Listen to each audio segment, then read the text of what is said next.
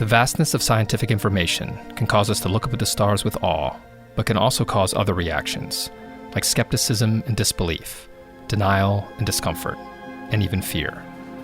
On this season of the Omnia podcast, we talk to scientists and other scholars about scientific ideas that cause big reactions. We'll look at stories of science getting knocked around and standing back up again in a world full of polarization, politics, misrepresentation, and simple misunderstanding. Welcome to In These Times, Fear and Loathing, and Science.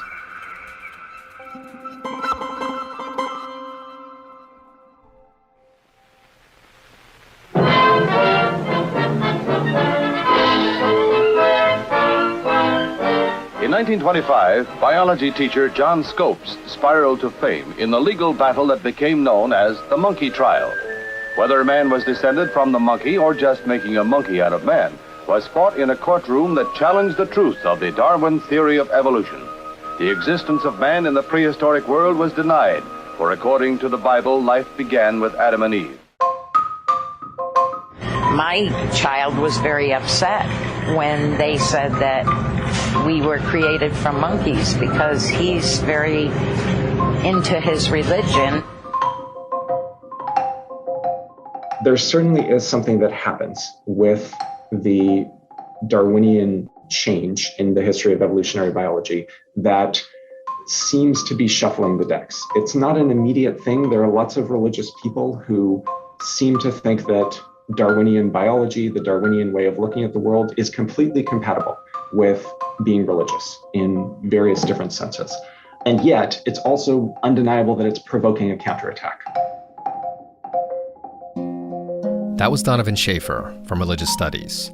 You can hear more from him in episode 1 of this season. As he pointed out in our earlier conversation, the relationship between science and religious belief is complex, but not always contentious. But when it comes to Darwin, there was always something different. If you were writing a book about the history of science denial, the chapter on Darwin would have to be one of the longest. But why? You can argue that we see evolution all the time. It is, after all, why we're worrying today about the emergence of new variants of COVID-19. Does it boil down to a divide between religion and science that just can't be bridged? And what's at risk when what the science tells us about evolution is rejected? In this episode, we'll hear from a philosopher of science on what it is about Darwinian evolution that has made it a poster child for science denial, and why it's important to teach the facts. Then we'll talk with an evolutionary biologist who explains how the process of evolution continues around us in plain, microscopic sight. Welcome to episode 3, There's Something About Darwin. There's two kinds of answers I think I can give you about why evolution is so kind of commonly misunderstood. The one part of it is it's actually a historical explanation. There was a conscious effort to make evolution an issue in culture wars, and this goes way back into the early 20th century. There was an explicit decision to choose a couple of wedge issues that the sort of political movements aligned to evangelical Christianity would use. So abortion is obviously one, and evolution was another. And so that's part of the reason that this became so politicized. That was Michael Weisberg. He's a philosopher of science who focuses broadly on the philosophy of biology. His work has branched into such areas as the public understanding of science, global climate policy, and climate change impacts on human communities, along with projects in the Galapagos, where he engages local populations in the process of environmental protection. In 2005, events brought him to the beating heart of a long-time struggle in U.S. education. What constitutes the science of the story of human origins? That year, the Kitsmiller versus Dover Area School District trial set the stage for a national debate on the constitutionality of teaching intelligent design as an alternative to evolution. William Buckingham is head of the curriculum committee for the Dover School District. He's also a board member. He strongly believes creationism needs to be taught in the classroom. My opinion that it's okay to teach Darwin, but you have to balance it with something else, such as creationism. If we're in a science classroom, which biology is, you should teach science. And the theory of evolution is scientific, and there's proof of it, and creation is based solely on faith. In the lead up to the trial, Weisberg, and Paul Sniegowski, who you hear from later, co-authored a letter in support of the teachers who argued that intelligent design should not be part of the science curriculum. 2005, the Dover case is a contemporary, some people call it the contemporary Scopes trial, a contemporary case of creationism in the United States. And it's very interesting because for me, it put me on a journey as public and understanding and engagement of science being a major part of my work. But what happened was that Paul Singalski, now the dean of the college, and I were both younger professors, and he in the biology department, me in philosophy. We had already become friends, and we were kind of watching the case unfold. And what really struck us were the teachers in the school district who had spoken out against teaching creationism, and recognizing in a small town how hard this must have been, how isolating and alienating this must have been. So our first conversation was, we need to do something to support these teachers, whatever small thing we can do. What we could do, as small as it was to write this letter supporting the teachers and saying we think they're on the right track. We're trying to speak with some authority from the point of view of the university, but really trying to kind of put it in their court and say, we have your back.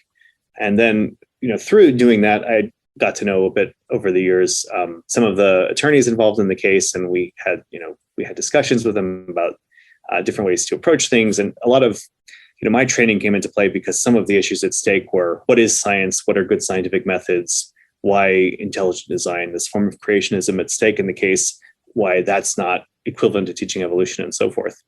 And then what came of that, for me at least, was I got very interested in doing empirical research on public understanding of science, especially evolution. And as time has gone on, I've gotten more interested in climate change. So, but that really, my own work on that really came out of that experience of the Dover case. In addition to being a target in the culture wars, Weisberg notes another reason why evolution is so widely misunderstood. It's just complicated. It is difficult to understand evolution. And one of the things that we've learned is even people who say that they accept evolution don't understand it all that well. I'm interested both in acceptance of evolution, but also in understanding. It's not the case that you find so many people understanding it really well that reject it, but you also find plenty of people who say that they accept evolution, but they don't really understand very much about what it means, or have very kind of a confused set of ideas about it. The connection between some varieties of political and religious identity and denial of the science of evolution is clear, which may lead to the conclusion that there are belief systems that just can't be reconciled. But Weisberg wanted to examine whether simply knowing more about the science makes a difference.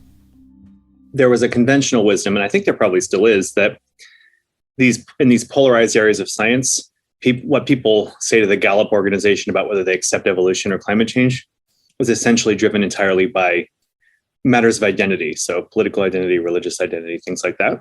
And I always thought that can't be the whole story. I certainly believe it's part of the story, but the idea that what you know about these sciences has no correlation with your acceptance, I didn't buy it. So we've been engaged for last couple of years in research trying to look more carefully at that question, primarily for evolution, but increasingly also for climate. So we actually looked at a couple of issues. So the first thing was, we were concerned with evolution that the way that the question was being asked about accepting evolution was partly driving the result about showing that only 40% of Americans accept evolution. We're not the first people to have noted that. So it turns out it is very sensitive to how you ask the question. So the way that the most common form of questions have to do with human evolution, which, if anything is going to be difficult to accept for a highly religious person, it's going to be human evolution. This was even true in Darwin's time. And also the way that the evolutionary option is presented to people, it makes it look like you have to be an atheist to accept it, because the standard wording of the question is something like, do you think that humans were created pretty much in their current form sometime in the last 10,000 years? That's the kind of creation option. Or, humans evolved over time and God had nothing to do with it. That's the kind of evolutionist answer. So if you read that question carefully, it doesn't say, and God doesn't exist, but hearing it quickly as you would in a poll, you might sort of see it as being implied that this question just implies atheism directly. So we worked a lot on refining those kinds of questions, how we're going to ask it. We also introduced, a fourth option instead of the standard three that are given. And then we also noted that in existing surveys about people's understanding of evolution, the actual knowledge of evolution, which you might learn in biology course, they were either extremely simple or extremely hard. With the really hard one, it was sort of like looking at biology class level knowledge of evolution. And the simple questions were just really easy to answer correctly, even by just kind of guessing. So we worked really hard to develop a set of questions that could spread people out, like a good exam and a good survey, that you could really see the distribution of knowledge in different people. So when you do those things, when you kind of make the questions a little bit more refined, and then you give this kind of, more subtle instrument about knowledge, and then you administer it to a national audience, because a lot of the more careful work is done with the sorts of subjects that researchers can usually get access to, meaning undergraduates. So we were able to get a grant to use a survey firm and use the national population. Once you do that, you actually do see a correlation between understanding evolution and acceptance. And even more interestingly, while there's still a huge effect of political and religious identity on evolution, the more you know about it, it attenuates that effect. So someone who's extremely knowledgeable about evolution and is nevertheless an evangelical Christian is much more likely to be an evolutionist than someone that doesn't. So it's an interesting interaction. Then we did the same thing with knowledge of what I teach, philosophy of science, knowledge of scientific method, and same kind of result, that there's still, of course, this big, primary effect about political and religious ideology, but the more you understand about how science works in general, it strongly attenuates that polarization. The need to understand what science has to tell us isn't just about what we teach children in schools. Weisberg is concerned that the tendencies to deny or misrepresent science, like we saw in the Dover versus Kitsmiller case, could have some frightening implications as we address existential threats like climate change. I mean, I'm an optimistic person. I work on climate policy, you have to be. But I do really worry that we had to take relatively simple steps in terms of collective action to get COVID under control. And I think it's fair to say we completely failed. We had a failure of leadership at the top in the United States, but it wasn't just that. This issue became politicized in real time, didn't need to happen. And climate change is not only a much bigger threat in the long run, but it's also has the problem that you're not going to see for a long time images on TV of morgue trailers, or in Ecuador, a city I know really well, that we saw images of TV of they ran out of coffins, so they used cardboard boxes as coffins. And if that kind of image didn't motivate people to take super simple steps like wearing a mask, climate change is going to require much larger changes to behavior. And if we can't find ways of just baking that in the background without people noticing, then I really worry that we're not going to be able to take action in time. With these stakes, there is no walking away from the task of finding bridges and working to help people understand what science has to say. Weisberg sees both opportunities and challenges in approaching this communication problem. When you want to change things that get tied to matters of identity, you need to think about social norm change, and you need to think about who the right messenger is. And it would be great. I mean, I'm an educator, and it would be great to think it's just a matter of education, but that's only part of the story. And you have to think a lot about how the message is being broadcast and who's broadcasting it and how trustworthy they seem. And is it presented in a positive valence? Is it all about doom and gloom, or is there, can people actually have hope? I actually really like the framework that Michael Mann, who's a climate scientist and quite gifted communicator, he says we should convey that there's urgency, but also agency. Because if people don't see it as urgent, then they won't take action. But also if people don't see that they could have any agency, they won't take action. They'll just become, nihilistic about it. So I think that, those kinds of considerations, which are complementary to the things that we've done, I take to be hugely important and often not thought about as much as they should be.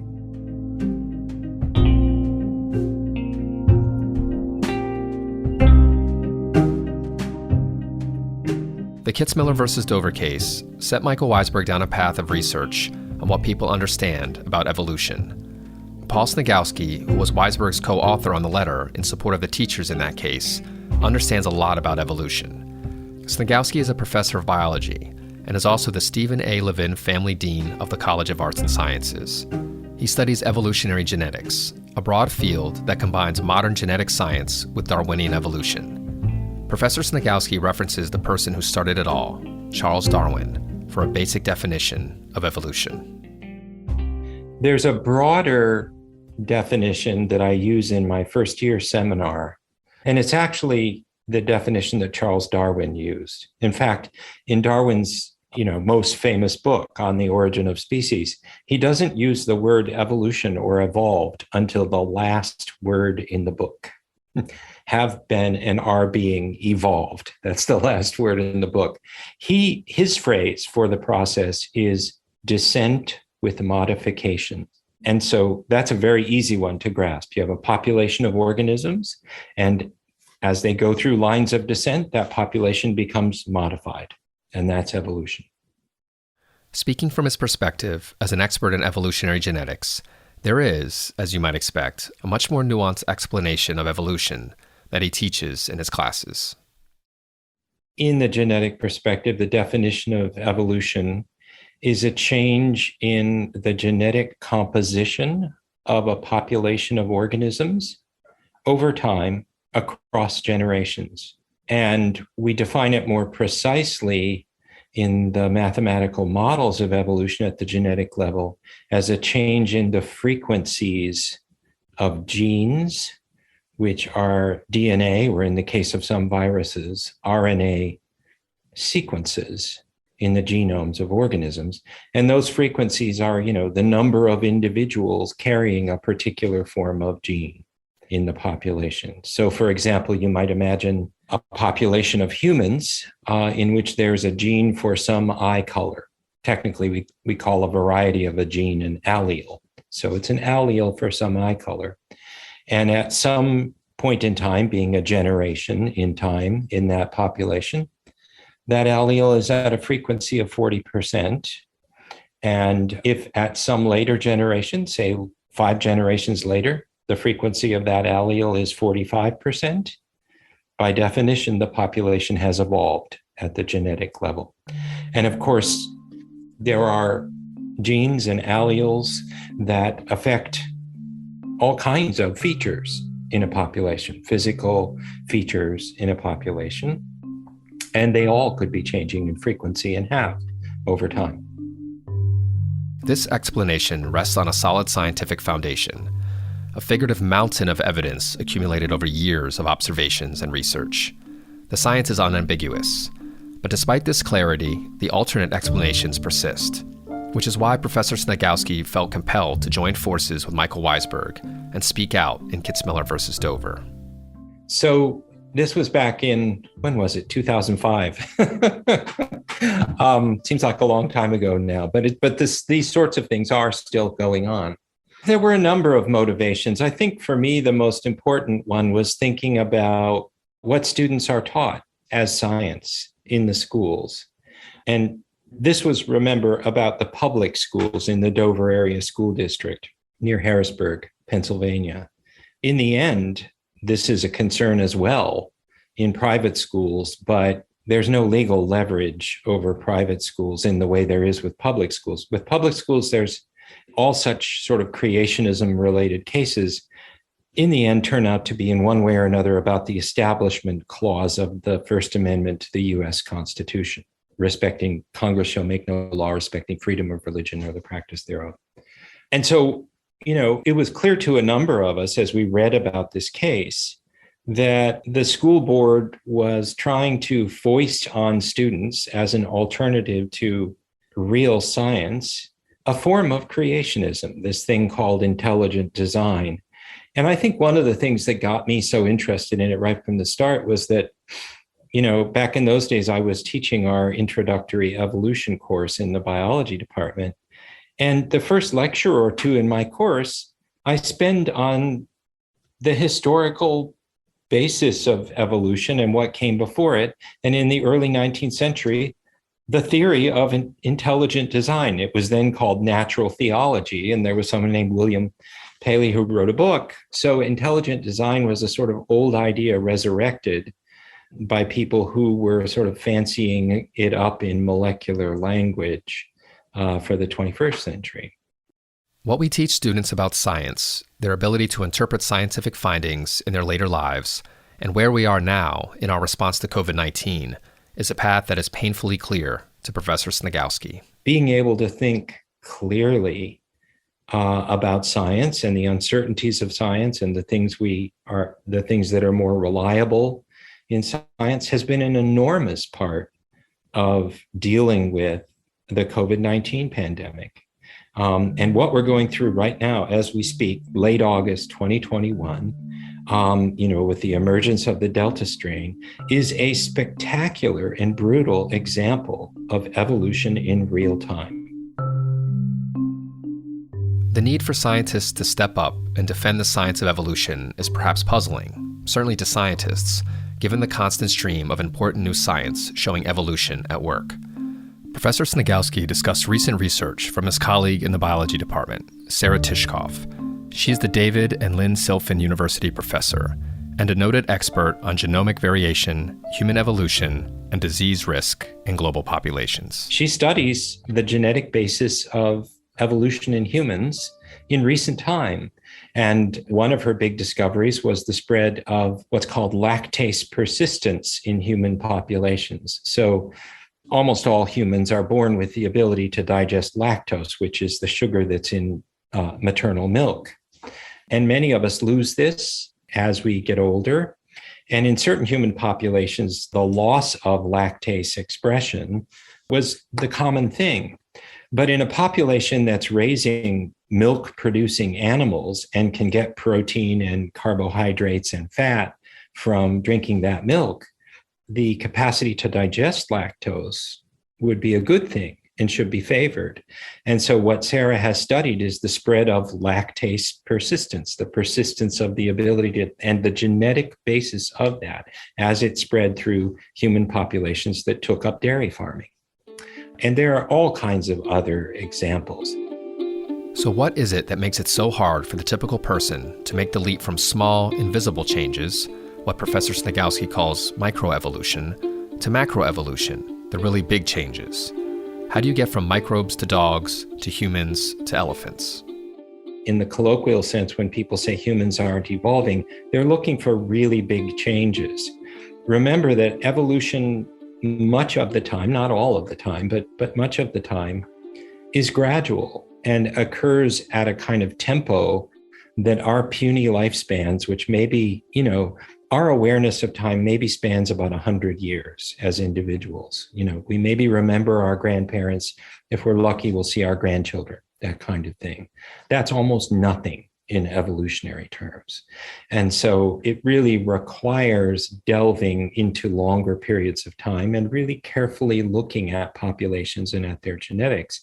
And then what you see is abundant evidence of evolution in human populations and other populations. In fact, it's a really burgeoning field in evolutionary biology now to look at the evolution of natural populations of things like lizards and birds and all kinds of other creatures. We can actually, if we go out there and we look carefully, we can see them changing from year to year.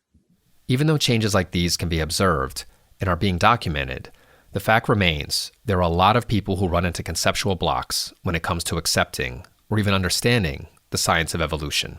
So how do you get from microbes to dogs, to humans, to elephant?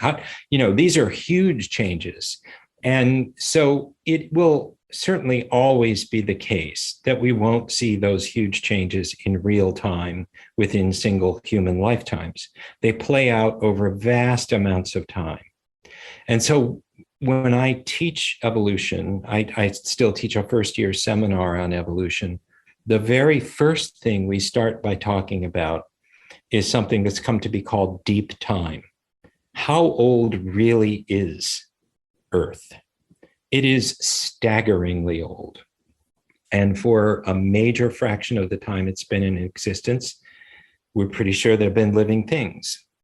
For about 3.8 billion with a B years, there have been living things on Earth. I assign the students an essay. I asked them to come up with an analogy to time, pointing out, how brief human civilization or the existence of Homo sapiens, one of the human species that arose in the past few million years, has been compared to the entirety of time that Earth has been in existence, or even as long as we think life has been on Earth. It's a staggeringly large amount of time. So When you put that realization of the staggeringly large amount of time together with the realization that all populations always are evolving, you can even do calculations and ask yourself, how much time would it have taken to accumulate all of the different new gene sequences that have gone to make up, the human genome from some ancestor genome? There's been more than enough time. And the problem for people is that we can't observe it directly. The concept of deep time isn't easy to grasp. The term itself originated as a way of implying the vastness of geologic time. But it's one thing to recognize that the universe is unimaginably old, and another, very different thing, to understand the implication of time on this scale, as applied to living organisms and DNA. The biological subject that requires an understanding of deep time and an extrapolation of what occurred without being there personally, that gives people more trouble than star evolution or geology or other things that also require the same sort of logic. One way of thinking of it is it's what happens for an evolutionary biologist reconstructing the deep past of Earth's life is similar to what happens for a forensics detective. You arrive on the scene and you can infer from the evidence that's there what's likely to have happened. And in the case of evolution, that evidence is fossils, it's rock layers, and nowadays it's divergence among the DNA and genomes and all kinds of other lines of evidence. It all points to the same conclusion. So understanding evolution requires engaging with some difficult concepts. And the narrative it offers challenges some religious and political identities. But Professor Sniegowski notes that it's a problem when people aren't willing to engage and to entertain challenges to their beliefs. We should be interested in what the reliable truth about the natural world is. And if that reliable truth about the natural world makes us uncomfortable, then we should probably make some adjustments to our attitudes. And again, here we can talk about COVID. We should be interested in what the reliable truth about the Delta strain is, about COVID, about the efficacy of vaccines and masking. And if we don't like those things, that doesn't change what's the reliable truth about them. And so we should ask ourselves, should we act in accordance with what we reliably know about the world? And in my view, the answer is yes, we should. And it's really no different with something like evolution as well. Let me just say that doesn't preclude religious belief. And I always point this out to my students. But at the same time, I say to them, there are going to be times when evolution or some other aspect of modern science makes you scratch your head and feel like your religious beliefs or other beliefs about the world are being challenged. It should do that. And in fact, if you aren't scratching your head and feeling challenged once in a while, you're not thinking hard enough. Looking at the bigger picture, Professor Sniegowski would hope for people to have a better understanding, not just about evolution, but about science, as a process that leads us closer and closer to certainty. I think that one of the hang-ups that people can have with the sciences is that they think that scientific knowledge is either certain or it's no good, right? You either know for sure 100% or what you're working on is no good. If you have the slightest degree of uncertainty, that's not science. Couldn't be farther from the truth. The truth is when you're right out there on the edge of a scientific field, well, by definition, out there on the edge, you don't know for certain, and you're trying to find out new things. And as you find out new things, some of them wash away and are not reliable. Others turn out to be reliable and may over time become more and more and more reliable to the point where we approach a kind of sense of certainty about them. Evolution is in that category. But if we don't have complete certainty about something, that doesn't mean it's unscientific. In fact, it is very much in the nature of science to trade in uncertainty from day to day. And it's an understanding of the relationship between sort of the reliability of our knowledge and the process of making it better that we really owe our students. We really owe teaching our students, both at the college level and before, about this process. a process of thinking, experimenting, testing, getting data. It's an ongoing thing.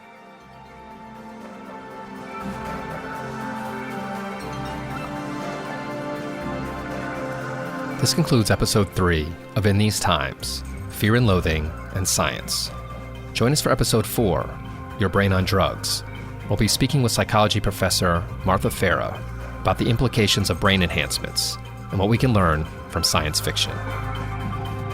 The Omnia Podcast is a production of Penn Arts and Sciences. Thanks to Professors Paul Sniegowski and Michael Weisberg. I'm Alex Shine.